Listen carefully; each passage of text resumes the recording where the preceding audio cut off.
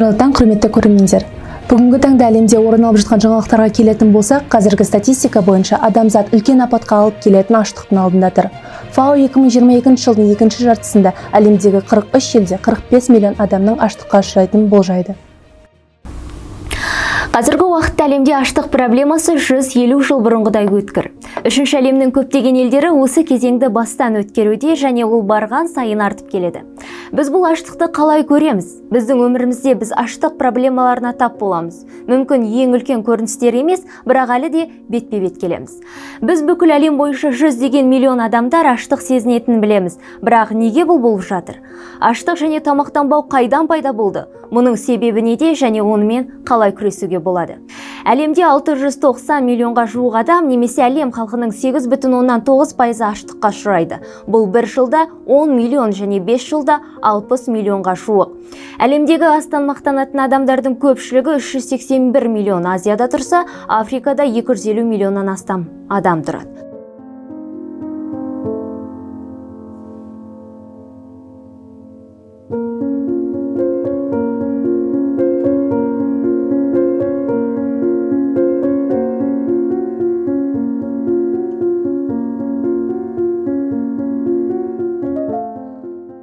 Онда тамақтанбағандардың саны әлемдегі кез келген жерге қарағанда тез өседі. 2019 жылы әлемдегі шамамен 2 миллиард адам қауіпсіз, қоректік және тиісті тамақ өнімдеріне тұрақты қол жеткізе алмады деп есептеледі. Әлемнің 43 елінде 45 миллионға жуық адам аштық проблемасына тап болуы мүмкін. 2 желтоқсанда Біріккен ұлттар ұйымының гуманитарлық мәселелерді үйлестіру жөніндегі басқармасы 2022 жылға арналған жаһандық гуманитарлық шолуды осындай факторлер келтірді. Соңғы айларда Украина мен Ресейден әкелінетін азық-түлік өнімдері азайды. Әлемдік масштабтағы бидай дәндерінің 25%-дан астамы осы елдерге байланысты болды. Қазіргі уақытта әлемдегі қиын жағдайға байланысты FAO азық-түлік дағдарысы және 2022 жылдың екінші жартысы мен 2023 жылға арналған аштықты болжап отыр. Европада үшінші әлемнің көптеген елдерінде арзан астық пен май сатып алынды. Қазіргі уақытта көптеген елдерде бұл өнімдердің жетіспеушілігінен өнім басының күрт өсуі, сондай-ақ толық жетіспеушіліктер бар. Қазіргі кезде әлемдегі болып жатқан экологиялық кризис пен пандемиялық жағдай елдің ішіндегі тыныштықты біртіндеп орнынан қозғалта бастады. 2020-2021 жылдар аралығында елімізде бірнеше климаттық аномалиялық байқалды. Соңғы кездері сол жылдары үлкен көлдер мен суы мол өзендердің көбі тартыла бастады. Соңғы жылдардың қорытындысы бойынша елде астық өндіру деңгейі төмендей бастады. Көптеген аймақтарда шөптің кеубуі күрт өрбей бастады. Ауыл шаруашылығының кризистік жағдайы елдегі экономикалық тұрақтылығына үлкен әсер еткен болатын. Мұның барлығы елдегі тауарлардың бағасының артуына, азық-түліктің азаюына әкелуде. Қазіргі күннің өзінде көптеген аудандарда ұн мен қанттың жетіспеушілігі анық көрініс алуда. Экваторлық және субэкваторлық Африкада соңғы 10 жылда аштықтың саны 170 миллионнан 204 миллионға дейін өсті. Бұл аймақтың әрбір үшінші тұрғыны тамақтанбайды.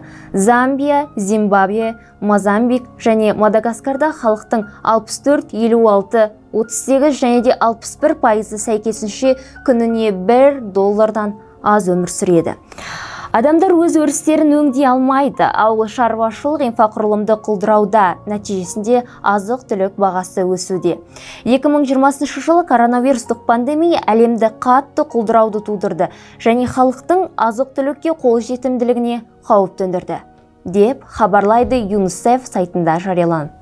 Біріккен ұлттар ұйымының мәліметтері бойынша өткен жылы аштық абсолютті түрде, пропорционалды түрде де күрт өсті.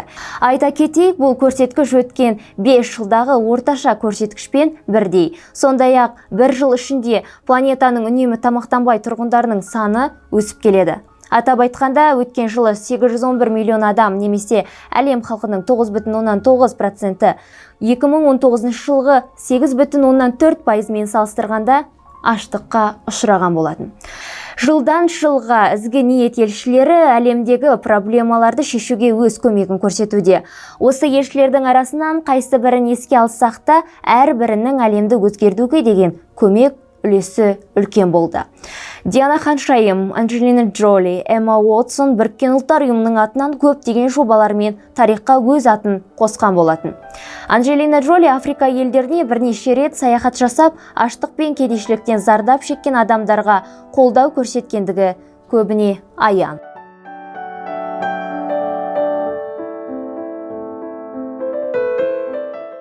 Қазақ ұлттық университетінде студенттік ұйымдар арасындағы көптеген студенттер аз қамтылған отбасыларға, табиғи аппараттардан зардап шеккен отбасыларға азық-түлікпен қамту арқылы көмектескен көптеген қайырымдылық шаралар ұйымдастырылып отырды. Көмек қоғамдық қоры қайырымдылық шараларымен айналысатын аз қамтылған отбасылардан шыққан студенттерге тамақпен қамтылу үшін толыққанды көмек көрсету ұжымдық қолдау жүйелерде іске асырылып отыр. Біз сондай-ақ гуманитарлық көмек бағдарламаларының даму аспектілерін ескере отырып, ұзақ дағдарыстарға ұшыраған қоғамдастықтардың тұрақтылығын арттыру үшін жұмыс істейміз.